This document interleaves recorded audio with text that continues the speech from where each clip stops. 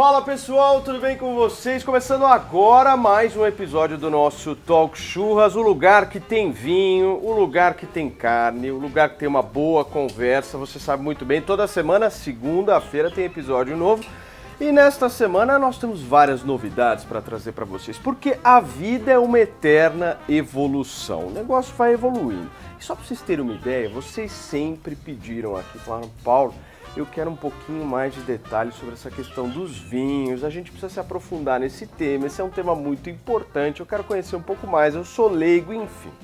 O que eu resolvi fazer? Aqui no nosso programa, nós já várias vezes indicamos para vocês vinhos internacionais, né? Argentinos, portugueses, já indicamos para vocês vinhos italianos, vinhos franceses, muitos vinhos. Mas tem uma coisa que eu parei para pensar e eu achei realmente importante dizer para vocês, tem muita coisa boa sendo feita no Brasil, muita coisa boa sendo feita no Brasil e não é pouca não, é coisa top assim, e até melhor do que está sendo feito lá fora. E tem gente aqui no Brasil muito boa que está justamente empunhando essa bandeira que é fundamental principalmente para o nosso país como um todo, mas para a nossa cultura, afinal de contas o brasileiro hoje tem aquela cultura de tomar aquele vinhozinho no final do dia, hoje o vinho com churrasco faz uma puta de uma diferença. E por isso que hoje, antes de apresentar o nosso convidado, que é um convidado que vocês todos conhecem, o homem já foi ministro chiquérrimo, tomou vários vinhos maravilhosos na carreira dele, que ele vai poder contar aqui pra gente. E a gente vai conversar sobre outros assuntos também, mas hoje a gente vai fazer uma apresentação diferenciada, especial do vinho que nós vamos tomar, porque hoje no Talk Churras, senhoras e senhores, nós temos ele, Jonas, o sommelier. Eu nunca vi uma coisa tão chique em toda a minha vida. Você já sentou ao lado de um sommelier, Ricardo Salles? Sentar e poder perguntar. Que é isso? Não, esse Talk Churras, meu amigo, eu não sei onde é que vai parar esse negócio. Nós temos um sommelier aqui, o homem que manja. Jonas, obrigado pela tua presença, pela tua participação aqui. Você que representa a 067 Vinhos, que é justamente uma empresa que está focada nessa distribuição dos vinhos nacionais, principalmente, empunhando a bandeira do Brasil, mostrando que aqui dentro tem coisa boa. O que você trouxe pra gente hoje? Porque aqui no Talk Churras, vocês já viram, aqui nós teremos Ricardo Salles, ex-ministro do Meio Ambiente, conhecido meu de longa data, um grande amigo aqui, justamente para a gente poder conversar e bater um papo. O que você trouxe para a gente, Jonas? Bom, hoje eu trouxe um vinho que representa bastante essa brasilidade, né, que o Brasil está vivendo agora no mundo dos vinhos. Um país como o nosso, com dimensões continentais, obviamente, tem uma pluralidade de solos, de microclimas. Então, variedades francesas, que são as mais comumente produzidas no mundo todo, se adaptaram nesses microlugares, né, nessas regiões separadas aí. E também com essa questão das mudanças climáticas que nós estamos sofrendo ultimamente, hoje locais que eram propícios para cultivo começam a não ser tanto, e locais que não eram antigamente começam a ser propícios para cultivo. Então o Brasil hoje está vivendo esse momento que é um boom do vinho fino, um crescimento exponencial, a pandemia contribuiu muito para esse momento, né? Então eu acho que o brasileiro agora começou a perceber o potencial que os vinhos finos têm de qualidade produzido no nosso solo. Tem coisa boa sendo feita aqui, né? A galera às vezes vai buscar lá fora, mas não olha para dentro de casa. Eu acho que agora o brasileiro já começou a ficar mais atento com isso. Nos últimos 2 anos percebemos esse fenômeno, as vendas dispararam, né? É um mercado que está em pleno crescimento, né? Começou fortemente agora na pandemia a mostrar mesmo a sua capacidade e obviamente que o vinho, para fazer sentido, tem que ser consumido com conhecimento, né?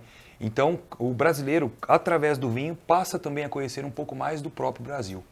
O vinho nada mais é do que a expressão do solo, da terra, da família. Então, quando você consome, estuda o vinho, obviamente não é só a bebida, é sim uma cultura, é toda uma essência que o vinho traz ao longo de, enfim, milhares de anos. Ô Jonas, e o que você trouxe para nós? Estou vendo que o rótulo é bem bonito, hein? A 067 Vinhos, em parceria com a Enos Vinhos de Boutique, criou o vinho tá Comitiva Pantaneira. Tá indo aí. Eu gostei do rótulo. O rótulo é lindo. Tem alguém tocando a boiada aí. Exatamente. É isso. Esse rótulo, por exemplo, é um vinho de Malbec e Cabernet Franc, né, com passagem por barricas de carvalho novas, né, tanto francesas quanto americanas. É um vinho que tem a missão né, de expressar a questão do Mato Grosso do Sul. Mesmo nós ainda não sendo produtores de uvas, nós tentamos trazer a expressão do paladar, da cultura, né, para que as pessoas pudessem harmonizar este vinho com a gastronomia de comitiva, que é o quê? A carne soleada, o macarrão de comitiva, a comida do peão de comitiva. Bem legal. Que até hoje está bem enraizada na nossa cultura E aí, atual. normalmente, pra gente experimentar o vinho, você coloca aquele pedacinho, a gente dá uma girada, como é que você faz? Aqui, ó, o sommelier ele sempre prova primeiro, É. né? O pessoal fala, mas por que isso é frescura? Na verdade, o sommelier ele provava antigamente o vinho para saber se tinha veneno, antes dos reis. Então o sommelier normalmente não vivia muito, não. Era essa Era a lógica. principal Ele missão. é quem experimenta primeiro. Ele que experimenta primeiro, o intuito era para saber se o vinho E estava em alguma condição. vez você já falou, pô, ruim? Ah, sim. Sério? Na verdade, não um vinho ruim, né? Mas sim fora de condições de consumo. Porque se a gente for analisar, não existe vinho ruim desde que ele cumpra é um a proposta vinho dele. fora de Um vinho consumo? que pode ter sido armazenado de forma inadequada, no transporte, aí ele sofreu por essas condições e acabou mudando toda a sua composição. Fugiu, avinagrou, enfim, então passou por um Entendi. processo que não é o caso desse, por exemplo, que está maravilhoso. Você né? dá aquela cheirada. Por que Isso. você dá essa cheirada? Aqui a gente pode sentir pelo aroma, né? Primeira análise visual, cor, ele está bem límpido, não tem nenhum vestígio de oxidação pela análise visual. Depois, olfativo, ele tem que ser gostoso, nada de aromas de vinagre, enxofre, Sei. medicinal, nada disso. Ele está frutado, porque essa é a proposta desse vinho. Perfeito. Notas de madeira, porque ele passa por barrica, especiarias, então o vinho está bem vivo, né? Depois a gustativa, Qual o percentual alcoólico desse vinho? 13,5. 13. Aqui, ó, tá íntegro, bem frutado, taninos polidos, né, que a gente fala, que é aquela sensação que seca a boca, né, parecido com banana verde. Nesse caso, ela é bem integrada ao vinho, porque ele passa por barrica, e nas barricas o vinho sofre microoxigenação. E essa microoxigenação faz com que esses taninos tenham a estrutura lapidada, fica mais suave. Sim. E essa é a ideia, né, porque o peão, se fosse beber um vinho, teria que ser um vinho fácil de ser compreendido. Agora, onde é que a gente encontra esse vinho especificamente que você está sugerindo hoje? Hoje a 067 está com distribuição em todo o Brasil pelo e-commerce, lojas físicas em Goiânia, no Goiânia Shopping, Mato Grosso do Sul, no Shopping Campo Grande e no nosso centro de distribuição, e também na nossa loja em Dubai, né, nossa distribuição em Dubai, no Emirados Árabes Unidos, não só esse vinho, Comitiva Pantaneira, como também os outros rótulos autorais, como o Eitapega, Aura Rosa, o Bonito Grande Reserva. Então já temos distribuição outros nacional e internacional. Sim, perfeito. Então, se a galera entrar agora no 067vinhos.com.br, tem esse rótulo e vários outros, certo? Tem esse rótulo, tem rótulos do Brasil todo e alguns mundiais, como por exemplo Romênia, né, que é uma vinícola que nós estamos trazendo para o Brasil com exclusividade. Legal. O Romênia é vinho tinto ou branco? Tintos e brancos. Agora, tudo isso é muito bom, mas o que pesa é o bolso. Eu quero saber, tem desconto para a galera que está assistindo o nosso Sem Talk dúvida. Churras agora? Tem? Tem, com certeza. O código vai Aí aparecer sim. aí na tela. Né? Tá aparecendo o código na tela aqui, se vocês acessarem agora, é isso? Exatamente. 067? Boa. Acessando agora vai ter um desconto especial em toda a nossa linha, né? E a gente manda vinho para o Brasil inteiro, para o mundo todo. Show de Ó, bola. vou servir aqui para vocês um pouquinho. Vamos experimentar, Fazer sabe? um brinde. Aqui. Sul Mato Grossense. Sul Mato Grosso. Você já foi muito pro Mato Grosso do Sul, né, Ricardo? Muito. Muito. Foi muito. É um estado maravilhoso. Né? Estado maravilhoso. Ó, o cheiro espetacular, hein? E super combina com churrasco. Isso é Espetacular, fato, né? né? Ele é feito para isso, né? Porque a gastronomia do sul mato-grossense, ela é muito forte na carne vermelha. Bom, saúde. Saúde, um brinde aí aos vinhos nacionais. E é o churrasco. Excelente mesmo. Muito Parabéns. bom. Vinho leve, né? Exatamente. Tem uma Pode ver que ele leveza. seca um pouco o paladar, a boca, levemente. Demais, meu. O suficiente para carne e tá perfeito fazendo o seu papel. Show de bola.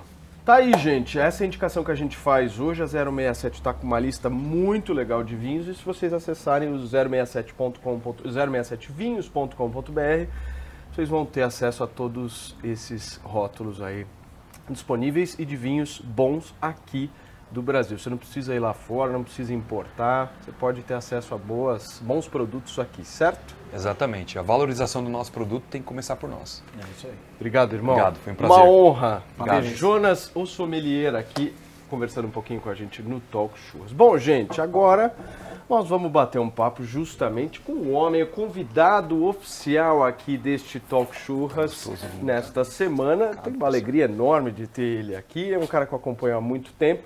Polêmico, o homem gosta de uma polêmica e já veio de polêmica aqui neste programa, porque Ricardo Salles era do Partido Novo, mas ele continua usando laranja. É isso aí. Você também era do Novo, Paulo Martins. Eu também, mas eu parei de usar laranja.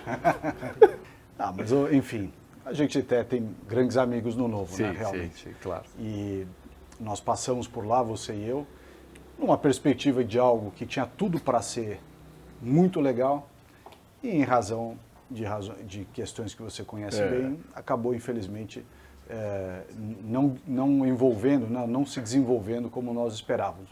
Mas faz parte, né? A política também você tem que diariamente se adaptando. Né?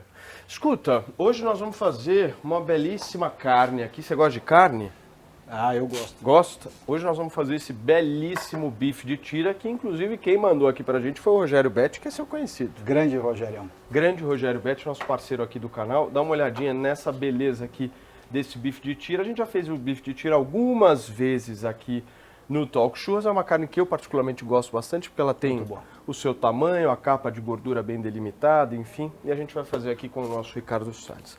Vamos conversar sobre várias coisas aqui, o papo bem legal, mas eu tenho uma curiosidade. Como é que é ser ministro? Tipo, tua vida assim, vai. Antes você era o advogado Ricardo Salles, o cara que trabalhava, especializado no quê? A tua área da advocacia? Direito empresarial, imobiliário. Empresarial. E aí, enfim, beleza. Aí o Salles virou, a partir de 2019, ministro. A tua vida de segunda a sábado, a domingo, como é que era? Você acordava que horas? Não, muda completamente, né? Primeiro que você é ministro 24 horas por dia, 365 dias do ano. Não tem final de semana, né? Não existe. Os problemas, ou os eventos, os compromissos, etc., eles vão se colocando todos os dias da semana, né? Você tem eventos no sábado, no domingo, no meio do feriado. Então, às vezes, você até se programa para fazer coisas particulares, mas não consegue, né? A família fica prejudicada. A família é junto com você. A família vira ministro junto com você, né?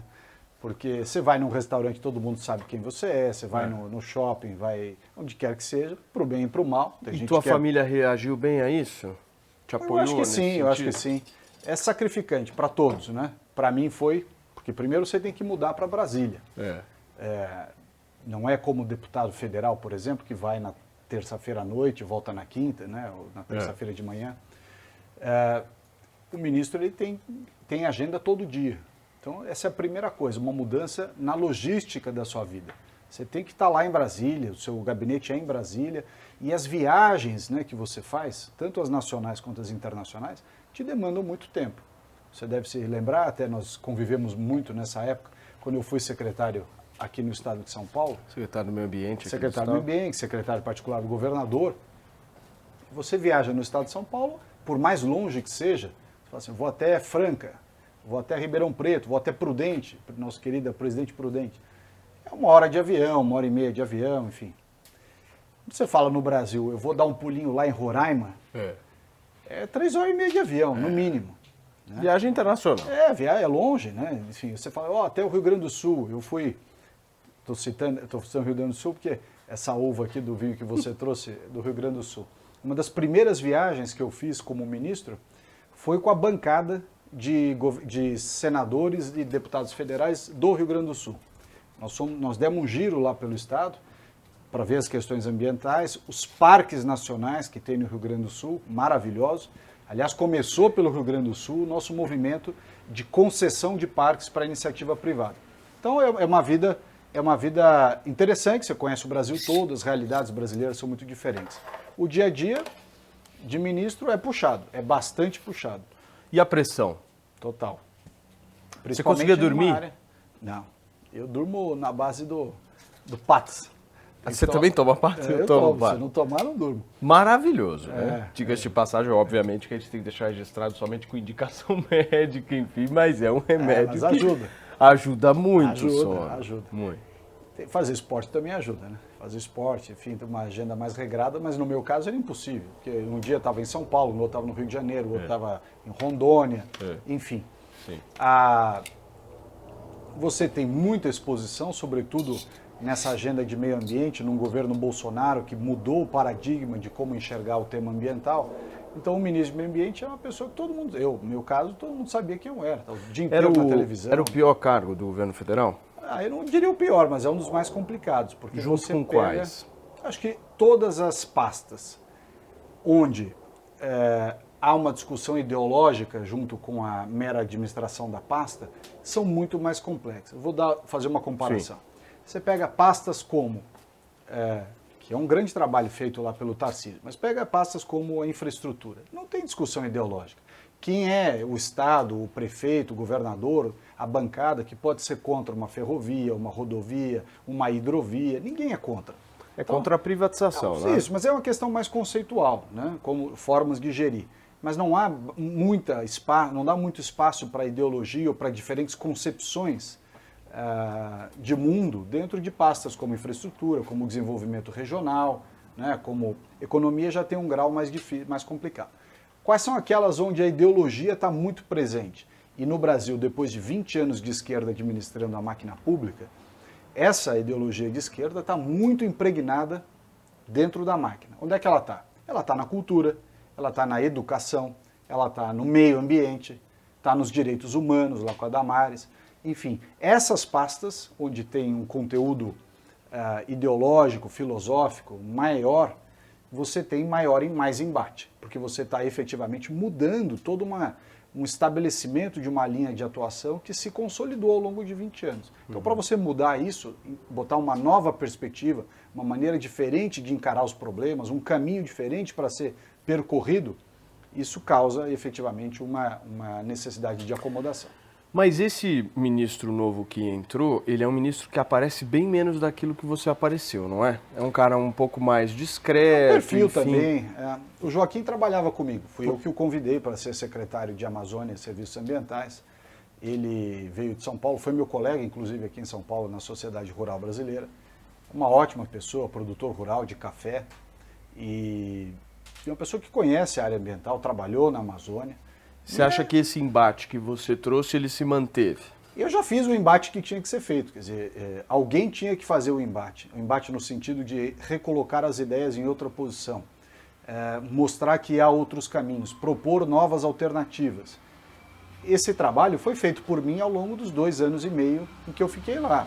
O Joaquim, quando assume, ele assume numa situação diferente.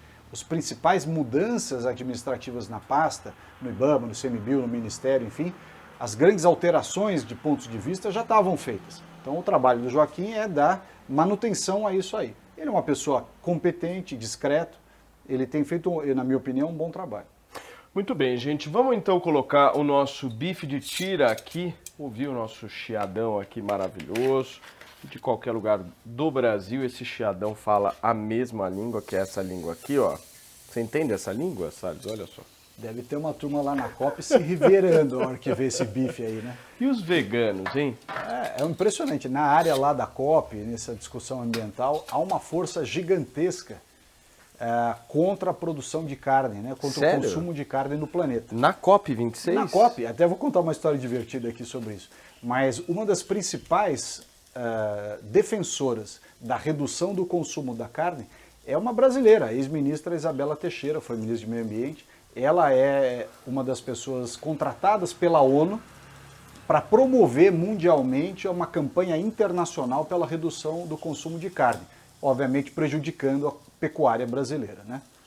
Mas qual é o interesse por trás disso? Há de tudo. Primeiro, há uma discussão comercial muito grande, porque a Europa quer manter o consumo de carne restrito à carne que é produzida lá no território europeu, sobretudo na Irlanda. A Austrália é concorrente nosso na parte de carne, os Estados Unidos também. E aí eles têm uma teoria em que o aumento da pecuária brasileira é ruim para o meio ambiente, porque a nossa pecuária estaria promovendo o desmatamento. É uma mentira. Ao contrário disso, a pecuária deles é que é ruim. Porque quando você vê o quanto de gases de efeito estufa que são emitidos pela pecuária, estou simplificando um pouco a explicação, o boi europeu e americano, que é confinado, ele vive fechado, comendo, comendo, comendo até ser abatido. Ele é totalmente antissustentável. O nosso não. O nosso ele é criado a pasto, ele come capim, o capim fixou carbono no solo através da fotossíntese. Então o boi criado a pasto, que é o boi brasileiro, é muito mais sustentável do que um boi preso num espacinho que enche de ração até ele engordar, depois abate, que é o modelo europeu, americano, enfim, de várias jurisdições. Então, tem uma guerra comercial por trás, tem essa visão de que a pecuária necessariamente estaria ligada ao desmatamento, o que não é necessariamente verdade. Há, claro, questões de desmatamento onde serviu de fronteira de abertura de novas pastagens, mas isso não é a regra, isso é exceção. Sim. Agora tem uma história engraçada sobre carne na COP. Na COP de Madrid, em 2019... Você foi? Eu era o ministro do Meio Ambiente, fui representando o Brasil, não teve COP em 2020, né, por causa da pandemia. Teve Onde que foi a de 2019? A de 2019 foi em Madrid. Madrid. Ia ser no Chile, aí teve aquele quebra-pau danado no Chile, a turma indo pra rua, quebra-quebra, e aí a Espanha se ofereceu para receber a COP no lugar do Chile, porque o Chile estava com aquele problema social enorme. Mas lá em Madrid, na primeira ou segunda noite do evento, teve um jantar no Palácio Real. O rei Felipe convidou todos os chefes de delegação para uma recepção lá no Palácio, o rei e a rainha. Você estava chefiando a delegação brasileira? Eu era o chefe da brasileira. delegação brasileira, portanto fui, né, nessa recepção junto com os demais chefes de delegação, enfim, de outros países. E às tantas nós estávamos conversando sobre a COP que teria na Inglaterra, em Glasgow, que ia ser em 2020, acabou sendo esse ano 2021, mas já era em Glasgow, a previsão era que fosse em Glasgow. E a ministra inglesa, chamada Claire, seria, por consequência, todos os ministros do meio ambiente dos países que sediam a COP são presidentes honorários da COP. E essa ministra Claire, muito simpática, estava conversando comigo e com uma outra ministra, que eu não vou dizer quem é, de um outro país, sobre a preparação da COP para o ano seguinte na Escócia. Vira a ministra inglesa e começa a descrever como é que ela estava planejando fazer as coisas.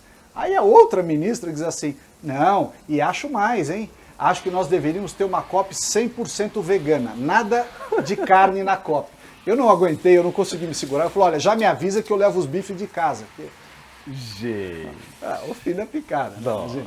Fazer uma COP vegana, todo mundo tem que ficar sem comer carne. Quem não quiser, que não coma. Agora, eu ia levar meus bifes de São Paulo. Se for assim, eu pego os bifes e levo de casa. Você acha que o cara que é vegano, ele é de esquerda? Porque eu vejo muita gente que até apoia o governo Bolsonaro com esse discurso. Não, pois é, eu acho que não. Acho que isso é uma opção pessoal de cada um. Tem gente que até não se dá bem. Tem gente que toma leite, né? Tem a alergia, tem Mas é uma pauta um pouco mais empunhada pela esquerda, não? Eu acho que houve uma mistura, dessas duas coisas. Pessoas que optam por não comer carne por gosto, por tal, sim, e um pouco de politização em torno dessa discussão dos veganos ou vegetarianos. Sim, total. Enfim. Eu acho que tem um pouco de política nisso aí, mas tem escolhas pessoais também. Tem muita política nisso. Muita. A minha filha, por exemplo, não gosta muito de carne. Ela come. Eu tenho amigos veganos. Aliás, muita gente já veio aqui, que eu fiz o churrasco vegano, inclusive, enfim. Mas eu não sei porquê. Guarda pra mim o bife de tira. Tem uma coisa em relação a essa coisa do vegano, que é justamente a crucificação, né? De você apontar o dedo pra outra pessoa, dizer que o cara é um assassino. Isso é... Talvez eu possa estar sendo completamente errado de generalizar isso. Não vamos generalizar isso. É um erro mesmo generalizar. Mas existe uma turma ali, que é uma turma um pouco mais militante, que ela te joga como se fosse um assassino, como se fosse um criminoso. Essa turma mais radical, eles são a democracia desde que seja na opinião deles. Exato. Tudo que é distinto da opinião deles é vedado. Você não pode nem discutir. Então é um democrata conveniente. Eu acho que assim é o seguinte, nós vivemos numa sociedade livre, cada um faz o que quer, desde que, obviamente, não transgrida as leis e não ofenda os outros. Quem quer comer carne, come carne. Quem não quer comer carne, come o que quiser. Enfim, Falando em carne, tem um ótimo objeto que eu já inclusive mostrei aqui para vocês no Talk Churras, que é essa beleza aqui. Já viu isso aqui? O que é isso? Isso aqui, meu amigo, para o churrasqueiro que não é profissa, é a melhor coisa que tem. Você joga aqui na carne, ó. Essa é padronizado, ó. Ah, é um termômetro? Nossa carne está quase ao... Você gosta mal passada, ponto menos? Eu gosto do ponto menos. A ponto menos, justamente, essa carne a gente deixa só mais um pouquinho, daqui a pouco a gente deixa ela descansar e aí a gente já serve no padrão que o nosso Ricardo Salles gosta. Falando em COP26, o presidente da República resolveu não ir. Você acha que ele faz bem de não ir? Eu acho que ele fez bem de não ir, sim. Primeiro que não é um assunto para o qual o presidente Bolsonaro vamos dizer, tem grande conhecimento ou apreço. Né? Ele é uma pessoa que está mais voltada para as necessidades do povo brasileiro. O Bolsonaro se preocupa muito com questões tangíveis, objetivas da população brasileira, e a discussão na COP, eu fiquei na COP em 2019 2 semanas, durante todo o período da COP. Você passa 90% do tempo discutindo o sexo dos anjos, quer dizer, discussões que não levam nada para lugar nenhum.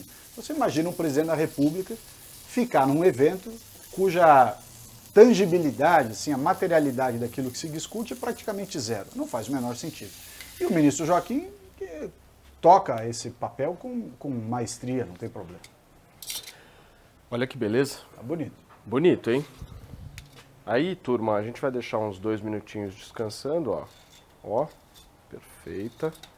E aí você tem um temperinho aqui que eu coloquei, que é um temperinho de... Você gosta de chimichurri? Gosto. Eu coloquei justamente um sal com um pouquinho de chimichurri aqui, que eu acho que é o melhor tempero, que orna muito bem justamente com essa carne, Tá que é o nosso carne aí. bife de tira, hoje servindo o nosso Ricardo Salles Bife aqui. ao Matias. Bife a Matias, aqui neste episódio do nosso Talk Churras. Agora, você não acha que também tem uma questão diplomática? Porque, por exemplo, outros chefes de Estado vão na COP26. O brasileiro, o governo brasileiro não tem que ter esse jogo de cintura, porque assim, por exemplo, se a gente for analisar o Bolsonaro, se eu não me engano, no G20, assinou lá para que tenha um imposto global. Isso é total globalismo, não é? Isso, o Brasil, infelizmente, aqui eu sou uma pessoa que não tem essa visão hipernacionalista, Enéas, nada disso. Mas, embora eu ache o Dr. Enéas um cara muito divertido de assistir ele, meu nome é Enéas e tal. Mas o fato é o seguinte, países que não conseguem impor a sua vontade têm que seguir a vontade dos países mais fortes. Os países que fazem o que querem são porque são potências econômicas, é verdade, como o Brasil também é, mas são potências também militares. Então, cito aqui o exemplo do G20 que você acabou de falar. No G20 foi apresentado um acordo internacional para a redução do gás metano, que aliás atinge a nossa pecuária em cheio. Sim. O que fizeram? China, Rússia e Índia. Não vou assinar. E não assinaram, e ponto final. E acabou, não tem patrulhamento ideológico em cima da China, Rússia e Índia. Se o Brasil dissesse que não ia assinar... Porque tem armamento. Ia ser o ó do Borogodó. Quer dizer, o negócio ia ser um escândalo, mais um. Brasil não assina. E o pior, Paulo, é a imprensa brasileira, alguns acadêmicos brasileiros, alguns membros da imprensa, né, vou fazer a devida ressalva aqui, uma parte da imprensa brasileira, uma parte dos acadêmicos, uma parte da sociedade civil, esquerda caviar, ONGs, etc., que quando o Brasil toma uma posição que é do seu interesse, mas às vezes contraria o interesse globalizado desses organismos multilaterais, essa turma vai falar mal do seu país lá fora, ou seja, vai falar mal do Brasil lá fora. É uma coisa inacreditável. Estou te dando um exemplo concreto que aconteceu nessa semana. A Índia, a Rússia e a China não assinaram o acordo do metano e você não vê nenhum russo, nenhum indiano e nenhum chinês vindo na imprensa internacional falar mal do seu próprio país. Fosse o Brasil que tivesse se recusado, ia estar cheio de brasileiro na imprensa descendo o pau no Brasil. Turma, deixamos aqui o nosso bife de tira aqui descansar. Agora chegou aquela hora justamente da gente poder verificar o ponto, né? Será que esse ponto tá mais ou menos? Ó, tá bonito. Ó que beleza. Ó, do jeitinho que o nosso Ricardo Salles gosta. Esse é o famoso ponto menos, hein? Tá vendo que o termômetro lá ajuda e ajuda bem, né, turma? Ele dá exatamente... O boi não morreu à toa. Isso Tá é um bonito fato. mesmo, tá bonito.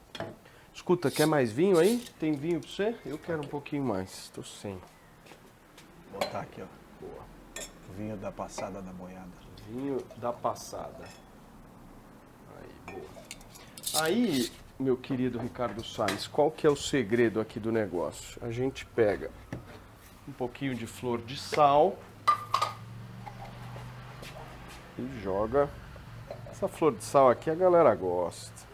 A galera que nos acompanha já provou várias vezes e já gostou. Essa flor de sal ela faz uma diferença absurda justamente na carne. Deixa eu pegar uma aqui para o nosso Ricardo Salles. Olha aqui. Vou colocar aqui uma para ele ir experimentando. Tá multipartidário esse nosso evento hoje, né? Camisa do Novo, guardanapo do PT. Tá divertido. Eu vou cortando em pedacinhos aqui para nossa turma, porque... Fafá, você quer? Querem uma carninha? Uma carninha? Bem passada, perfeitamente. Deixa eu experimentar aqui, ó, turma. Saúde a todos, hein? Vida em primeiro lugar.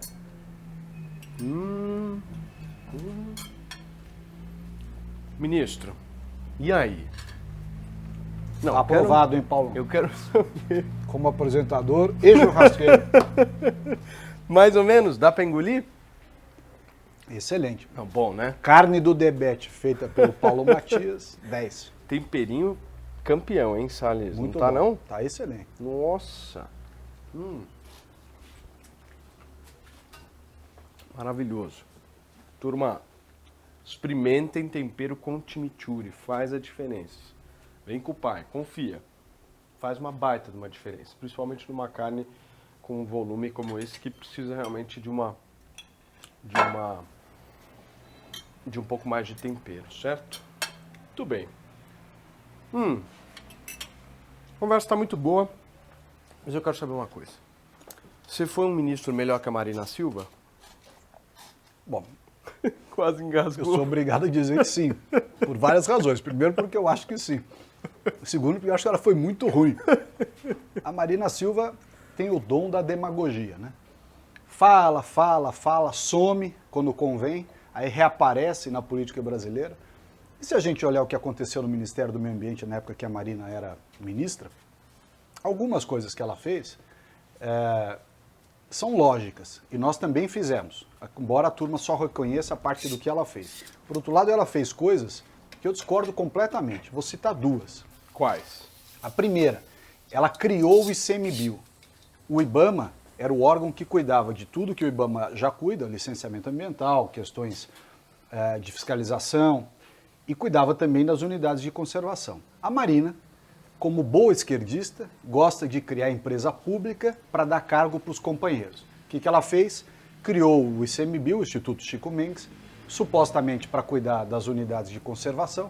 Só que acontece que o Chico Mendes, o ICMBio, acaba fazendo praticamente 90% do mesmo trabalho que o IBAMA já faz. Ou seja, há um retrabalho. Você paga 2 órgãos, com 2 equipes de administração, com sedes estaduais redobradas, quer dizer, um aumento brutal do custo para fazer praticamente a mesma coisa. Então, sob a ótica da eficiência administrativa, deveriam ser um órgão só.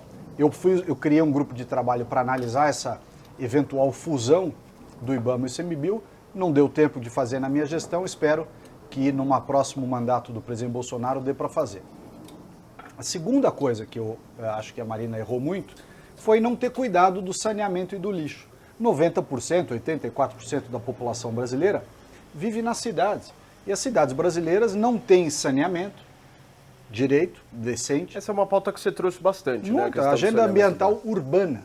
84% dos brasileiros vivem em média em cidades. Mas qual que é a visão que o meio ambiente tem que ter justamente para essa pauta? É o assunto mais importante de meio ambiente. Em vez de ficar discutindo mudança climática, o que vai acontecer com o mundo daqui a X anos, vai cuidar do saneamento, porque tem 100 milhões de brasileiros. 100 milhões de brasileiros que não têm coleta e tratamento de esgoto. Esse é um assunto para já. Se nós sairmos daqui onde nós estamos agora, eu te garanto que no raio de 10 quilômetros tem algum lugar aqui que não tem coleta e tratamento de esgoto e está lá a criancinha pisando no esgoto, enquanto a Marina Silva está discutindo o que vai acontecer com a mudança climática, que é a alteração do oceano e não sei o quê.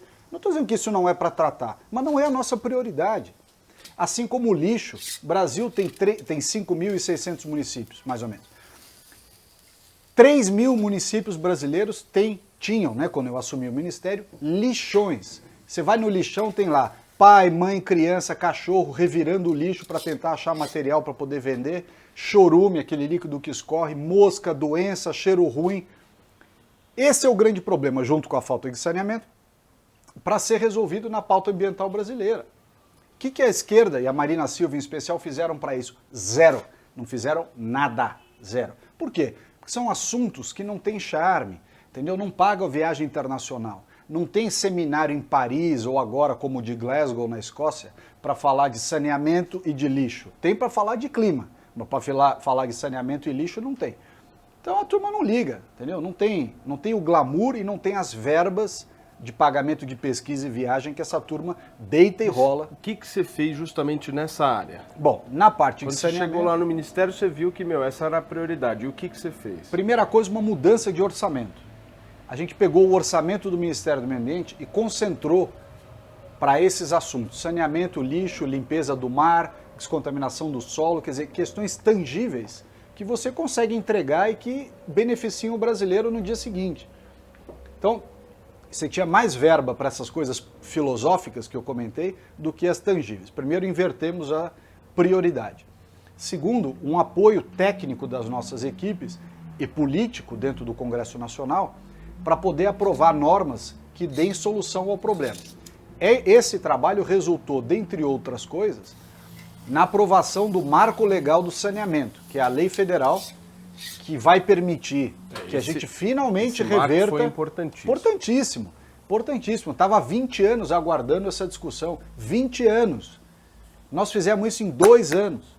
2 anos aprovamos o Marco Legal do Saneamento, que vai trazer 600 bilhões de reais para reverter essa falta de investimento na área de saneamento e tirar os 100 milhões de brasileiros dessa situação vexatória, que é não ter coleta e tratamento de esgoto em pleno século XXI. Então, aprovamos o Marco Legal do Saneamento, trouxemos investimento privado, está lá a privatização da SEDAI, né, da empresa de saneamento do Rio de Janeiro, uma vergonha, o cartão postal do Brasil tem a Baía da Guanabara lotada de esgoto. Então você precisa de investimento para poder reverter aquilo lá. O Estado não tem dinheiro para fazer sozinho, só com o dinheiro privado. Para ter dinheiro privado, você precisa ter segurança jurídica. Segurança jurídica é o Marco Legal do Saneamento que dá. Então, essa é a grande ação que nós fizemos no governo na área de saneamento, enfim, os investimentos que estão vindo.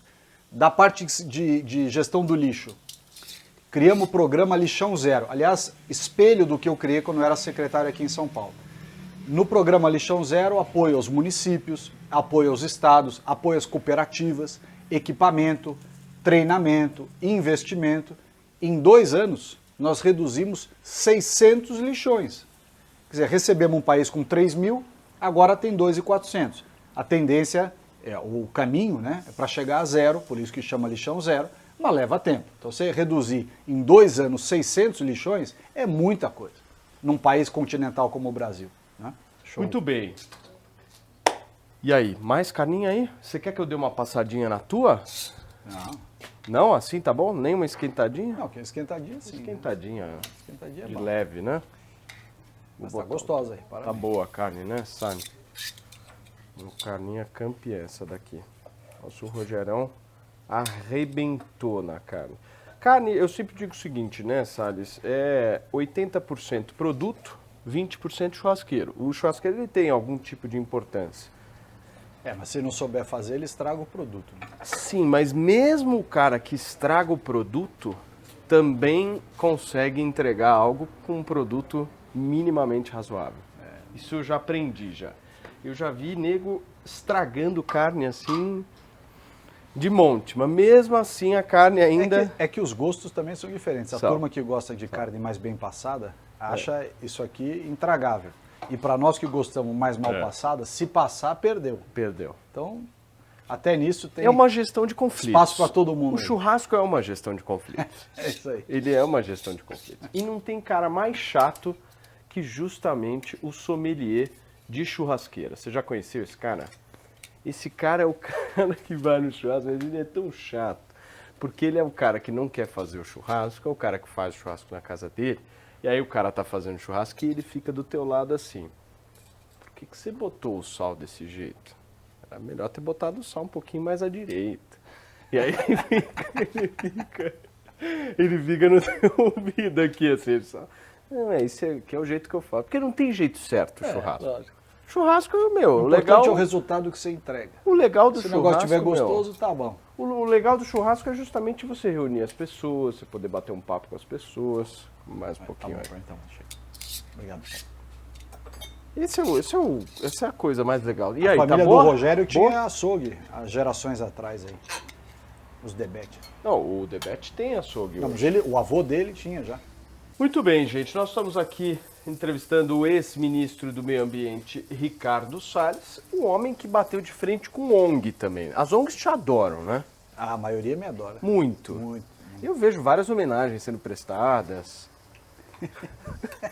Por que elas te odeiam tanto? Porque nós fechamos a torneira de muitas delas que viviam penduradas no orçamento do Ministério de repasse de verba pública, né? Estavam penduradas aí na teta do dinheiro. Nós fechamos essa torneira. Aqueles projetos que têm mérito e vale a pena ser apoiados, a gente continua apoiando. Agora, aquilo que era balela só para tomar dinheiro, nós, pumba, cortamos. A hora que você corta, a turma grita, não adianta. E você acha que essa gritaria se deu justamente por causa disso? Essa torneira que você fala que fechou, que tipo de torneira é essa? Que repasse de verba pública? A verba não é acontecia? necessariamente pública. Tem pública também, mas na área ambiental, a maior fonte de recursos é de dinheiro de fora. Que a pessoa que não conhece fala, mas que mal tem, né? O dinheiro vem de graça. Não vem de graça. Porque para cada R$1 que você, ou cada $1 que eles colocam, o governo também tem que colocar a contrapartida. Então não é que o dinheiro vem de graça, ele tem um custo para nós. Mais do que um custo, tem uma questão aí também de autonomia brasileira. Se vocês dizem que eles estão doando dinheiro para nós, se é doação, nós vamos dizer como é que queremos gastar o dinheiro. Se eles mandam dinheiro para o Brasil, mas já dizem assim, olha, eu estou mandando, mas você vai gastar só em projetos desse tipo e com aquela ONG ali, ou com aquele grupo ali. Bom, então você não me doou o dinheiro. No fundo eu sou seu empregado, estou aqui fazendo o que você está mandando eu fazer. Se você quer fazer, faz direto com o dinheiro teu. Pega o dinheiro do contribuinte aí da Noruega, da Alemanha e dá direto para as ONGs, entrega no caixa do WWF, no caixa do Greenpeace, no caixa de quem quer que seja. Agora, se dá o dinheiro para o governo, quem vai decidir onde gasta o dinheiro e como é o governo. Turma, dá uma olhadinha aqui nesse sanduíche de carne aqui. A gente tá com 3 fatias, ó. Olha que beleza, essa carninha aqui, ó. Suculenta, no ponto ideal. E eu tô falando aqui justamente para o nosso Ricardo Salles ter tempo de comer, né? Uma das coisas que eu já tentei organizar e nunca consegui aqui no Talk Churras é dar a oportunidade do convidado comer. Porque o convidado tem que falar. Só que ao mesmo tempo ele também precisa comer, porque senão ele não vai provar aquilo que nós estamos fazendo, certo? Qual que é o verdadeiro motivo da sua saída do ministério? Por que você saiu? Chegou uma hora que eu cansei. Você vai lá para Brasília, ficar longe da família, longe da sua vida, da minha vida, né, em São Paulo, não ganha bem, tem um monte de encheção de saco, tanto jurídica quanto midiática, imagem e tudo mais. Você cansou? Chega uma hora que você fala assim, olha, se é para ficar aqui sem fazer o que a gente acredita que é o certo, e o que começou a acontecer é que em decorrência desse aparelhamento enorme da máquina pública em diversas instâncias do poder, começou a haver um travamento de tudo que o governo queria fazer. Você tentava aprovar uma norma, bloqueia na Câmara. Você tentava aprovar outra norma, bloqueia no Senado. Faz tal coisa, eles entram com a ação, conseguem eliminar. A gente ganhava tudo judicialmente, mas o problema é que começa a ficar um inferno você trabalhar diante dessa falta de união em torno de um projeto. Você acha que faltou? Eu acho que sim, porque de fato eles não se conformam, né? Quem perdeu a eleição em 2018, a esquerda, até hoje não se conforma que o Bolsonaro ganhou. Mas o Bolsonaro não tem agora uma articulação forte justamente com o Centrão, o próprio Ciro Nogueira é o ministro da Casa Civil. Isso tudo não foi feito justamente para colocar a agenda que o Bolsonaro acredita em frente? Na Câmara, sim, mas no Senado a gente não consegue mais, porque acho que é o mal até do nome, né? O mal dos Rodrigos, porque enquanto era o Rodrigo Maia na Câmara, não passava nada. Agora que é o Rodrigo Pacheco no Senado, também não passa. E não passa por quê? Porque o Rodrigo Pacheco é candidato? Pelo mesmo motivo. Oposição política. O Maia era contra o Bolsonaro, não deixava passar nada, deixou caducar um monte de medida provisória, fez movimentos para revogar medidas feitas pelo governo, não deixou aprovar projeto de lei de várias reformas, inclusive, que o Brasil precisava. E o Rodrigo Pacheco está indo pelo mesmo caminho. A diferença entre os dois é que o Pacheco é uma pessoa mais, vamos dizer assim, mais discreta, não vai para o embate, mas, da mesma forma, você vê a sabatina do André Mendonça para ser ministro do Supremo. Está aguardando há 3 meses. O Supremo está faltando uma cadeira, está com 10 ministros só, porque há 3 meses eles não analisam o encaminhamento do nome do André Mendonça para o Supremo Tribunal Federal. Quer dizer, é o fim da picada. Você tem uma série de medidas importantes para o país que estão lá dormindo na gaveta do Senado, como ficavam na Câmara também na época do Maia. Essa sua saída do meio ambiente em nada tem relação àquelas acusações de participação em esquema processos são ridículos. De madeiras, enfim. Como é que estão esses processos? O cara dizer que eu sou conivente com um contrabandista de madeira é ridículo. Os processos, os 2 inquéritos que foram criados para encher o saco do governo. Um pelo Saraiva, que quando soube que ia sair da superintendência, no mesmo dia fez uma notícia-crime contra mim e jogou na imprensa. Notícia-crime é ridícula. Diz que eu me juntei com os madeireiros para defendê-los, quando na verdade quem trouxe essas questões para o governo se posicionar foram os deputados e senadores daqueles estados, dizendo, olha, vocês estão inviabilizando uma atividade econômica, que não é ilícita. Então, assim, é um absurdo essa narrativa dele. A outra, então, mais absurda ainda. Dizer que o presidente do IBAMA tomou uma decisão técnica porque estava no esquema com as empresas de madeira é ridículo. A decisão técnica que o presidente do IBAMA tomou é correta e foi tomada justamente porque aquilo que ele reconheceu no despacho já era praticado no IBAMA há 5 anos. Só faltava alguém reconhecer. É que as pessoas não queriam reconhecer uma situação de fato justamente para não ter polêmica. E o presidente do IBAMA teve a coragem de fazer isso. Então, tanto um caso quanto o outro, ele é absolutamente midiático, não mas tem nada. O que a oposição diz é que você reduziu a fiscalização. Não reduzi nada. Funcionário público não pode ser mandado embora. Todo mundo que já trabalhou em governo sabe muito bem como é que eu reduzi a quantidade de fiscais se eu não posso mandar ninguém embora. Eu recebi, sim, em 1º de janeiro de 2019, quando me tornei ministro, tanto o IBAMA quanto o ICMBio com 50% de déficit de funcionário, ou seja, 50% das vagas estavam desocupadas. Você fala dos comissionados. Não, dos funcionários. O IBAMA e o ICMBio também tem lá 100% de vagas cada um. Eu não lembro o número de cabeça, mas acho que é 5 mil funcionários. 5 mil funcionários. Dos 5 mil, você tinha mais ou menos 2.500 ocupados. E 2.500 de gente que se aposentou, morreu, ficou doente, mudou de profissão. E não houve concurso para repor essas vagas. Então você tinha a vaga, mas não tinha o funcionário. Nós recebemos o ministério assim. Eu não mandei ninguém embora, não posso mandar ninguém embora. Nem que eu quisesse mandar, não poderia. Então essa acusação de que eu desmontei a fiscalização, ela não se sustenta para minimamente quem conhece a máquina pública.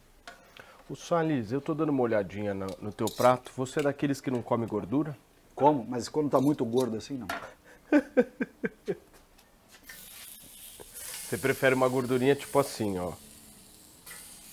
É mais fininha, que dá aquela queimadinha. Assim. Mais fininha do que essa? Tá boa essa aí, tá boa essa aí. Tá essa aqui, fresco, essa hein, aqui, meu? Essa aqui, se eu comer, depois tem que fazer um cateterismo, aí não dá. Falando em gordura, boi, o que você quis dizer com o negócio do passar a boiada? Todo mundo usa isso contra você hoje em dia e tal, principalmente a oposição. Naquela reunião do dia 22 de abril, o que passou pela tua cabeça ali naquele momento de falar isso? Bom, primeiro a reunião mostrou bem, né, quando o Moro, traíra, Por que traíra? Traíra, porque foi o Bolsonaro que o convidou para ser ministro, deu apoio a ele, e ele foi traíra para com o Bolsonaro e para com todos os ministros do governo. Você acha que ele era uma estrela ali? Ele se achava como se ele fosse o presidente da República. Ele não era o presidente da República. E ele vai ver que ele não é presidente da República agora na eleição. Mas você acha que ele vai ser candidato mesmo? Eu acho. Que caminho que ele tem? Não vai ser candidato? Candidato ao Senado. Bom, pode ser ao Essa Senado. é a minha aposta. Pode ser que ele seja candidato ao Senado.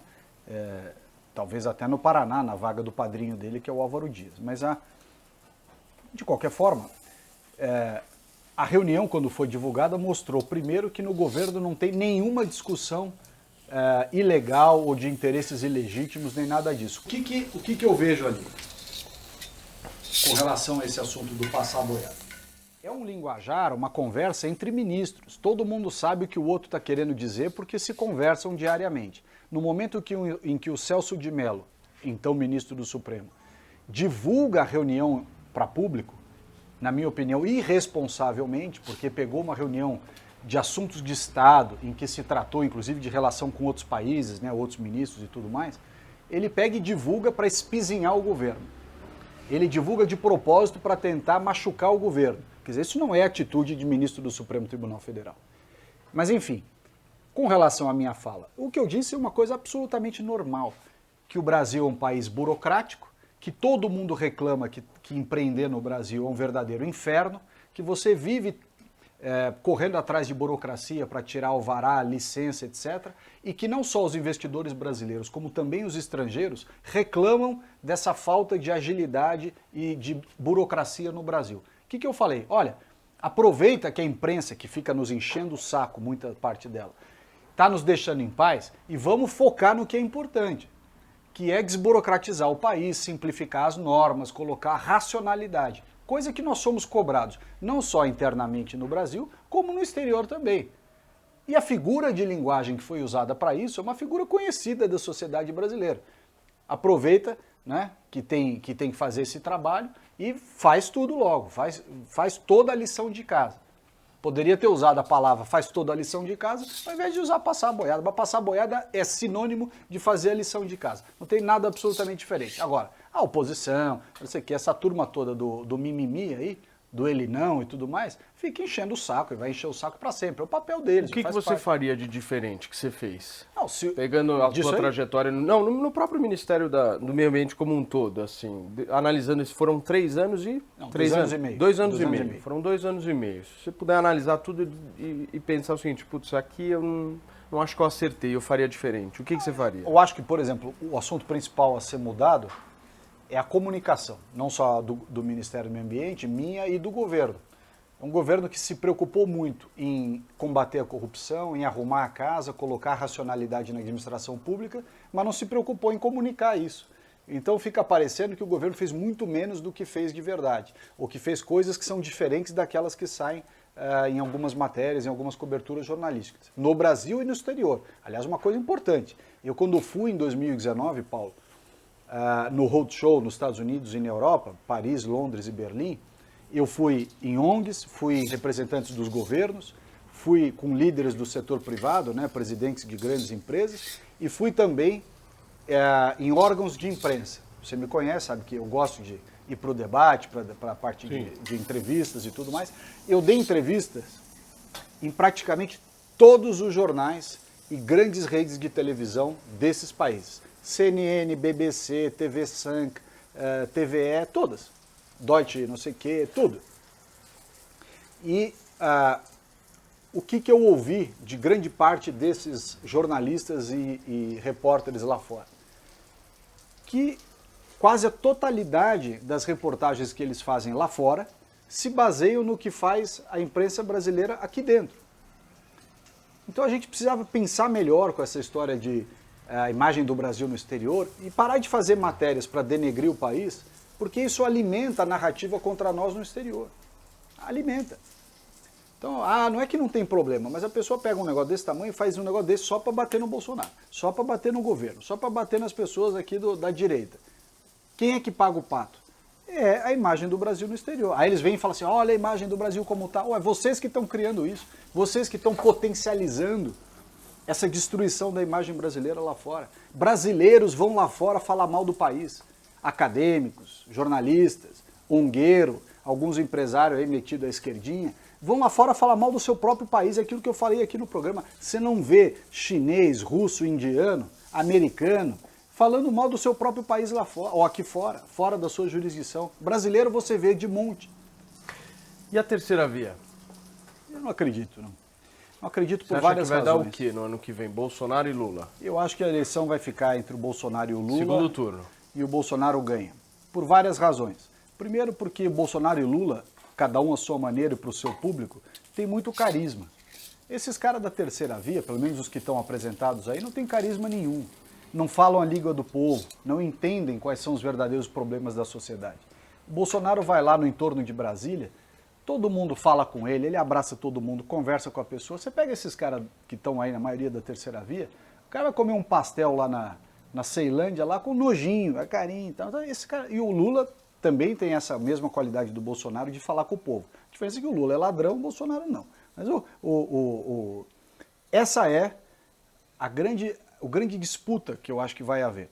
E muitos desses mimimi que dizem, Bolsonaro eu não voto mais, na hora que der de cara com a urna lá e tiver que escolher entre o Bolsonaro e o Barba, eu duvido que boa parte das pessoas tenha coragem de votar 13 com firma. Você fala no segundo turno. No segundo turno. Claro. Duvido. Porque o cara que votar no Lula, depois de tudo que o Brasil viu, de roubalheira, mensalão, aparelhamento das segundo estatais... turno para o Bolsonaro com Claro, o Lula o cara é a vai melhor falar, olha, eu alternativa não gosto que do tem. Bolsonaro, Claro. mas prefiro o Bolsonaro. Esses cara do mimimi. Mas esse movimento justamente de pô, tô cansado dessa briga, dessa polarização, você não acha que tende a crescer? Tudo bem, mas isso não é suficiente para eleger um candidato. Vai eleger quem? O Amoedo? Mas a campanha não começou ainda, né? Não esquece, esses caras não têm a menor chance. Diante de dois candidatos, um atual presidente, outro ex-presidente, um cara que fala com o povo numa linguagem de direita, conservador, etc. O outro fala com o povo numa linguagem de esquerda. Essa turma da terceira via vai falar com quem? Quem gosta da terceira via é a elite, que gosta de dar uma de intelectual, que se discutiu essas coisas em Paris exemplo aqui, e tal. por exemplo, você falou, o Bolsonaro está com a máquina, é o presidente da República. Quem tem mandato, naturalmente, tem uma certa vantagem. Claro. Mas, por exemplo, se a gente for analisar, vai pegando a eleição de 2016 para prefeito de São Paulo, o Haddad era prefeito. Perdeu no primeiro turno. Mas fez uma péssima prefeitura, né? Uma prefeitura péssima. Mas o Bolsonaro está com muita dificuldade por conta da pandemia, a economia no Brasil não tem vai problemas, bem. tem problemas, mas muita coisa foi bem. Quer dizer, o Brasil, apesar de todos os problemas, quando você vê quanto que caiu o nosso PIB, quanto caiu dos outros, quanto que caiu a moeda, enfim, o Brasil tem problemas, mas problemas, inclusive, que são arrastados historicamente. A pandemia agravou esses problemas. E o brasileiro não quer. O negócio do Auxílio Brasil, você não acha que é um Bolsa Família melhorado? Eu acho que é um Bolsa Família com outro nome. E o Bolsonaro não era contra esse programa? Não tem como a gente ser contra, num país que tem 20 milhões de pessoas passando necessidade, você ter um programa de auxílio social. Eu, como liberal, acho que o Estado não deveria fazer essas coisas. Mas, sendo um brasileiro que conhece a realidade do Brasil, você não tem como conceber certas regiões do país, mesmo aqui na região sudeste, pessoas que estão num determinado nível de necessidade não teriam auxílio nenhum. E não é possível isso. Agora, o que a gente precisa ter? É crescimento econômico para que as alternativas de emprego e renda no futuro próximo sejam mais atrativas do que o cara ficar vivendo no Bolsa Família. Enquanto a melhor atratividade for viver no Auxílio Brasil ou no Bolsa Família, ele vai preferir isso. Ou vai se acomodar com isso, talvez. Mas eu tenho certeza, e o brasileiro é um povo empreendedor, que se você tiver, e brigador, lutador, trabalhador, sim, se você tiver opções de trabalho dignas, etc., a pessoa vai escolher isso daí. Então qual é o nosso trabalho? É fazer a economia rodar, é fazer a economia girar, criar esse desenvolvimento econômico para que ninguém precise, ou menos quantidade de pessoas precisem desse tipo de auxílio. Muito bem, turma. Nós vamos já caminhando para o nosso final aqui do nosso bate-papo com o ex-ministro do Meio Ambiente. O cargo de ministro fica para a vida inteira, né? Você sempre vai ser chamado de ministro, né? Sim, sim. Que chique. Ministro. Nem sabe o nome do cara, fala ministro e pronto. Nem secretário. Mas né? é engraçado, porque às vezes eu vou no posto de gasolina, abaixo o vidro para abastecer Ministro. o carro, o rapaz do posto fala assim, ô ministro! O cara às vezes nem sabe o nome, mas sabe que foi ministro. Exatamente. E tua vida daqui para frente? Eu como advogado volto às minhas atividades profissionais e o ano que vem tem eleições, vamos ver se tem espaço, se faz sentido ser candidato ou não. Acho que também não é hora, né? Nós Vai estamos aguardar. com uma certa distância disso aí. Perfeito. Muito bem, turma. Nós conversamos aqui no Talk Churras de hoje com o ex-ministro do Meio Ambiente, Ricardo Salles, a quem eu agradeço muito pelo convite. Obrigado, Paulo. A carne estava boa? A carne excelente, vinho bom.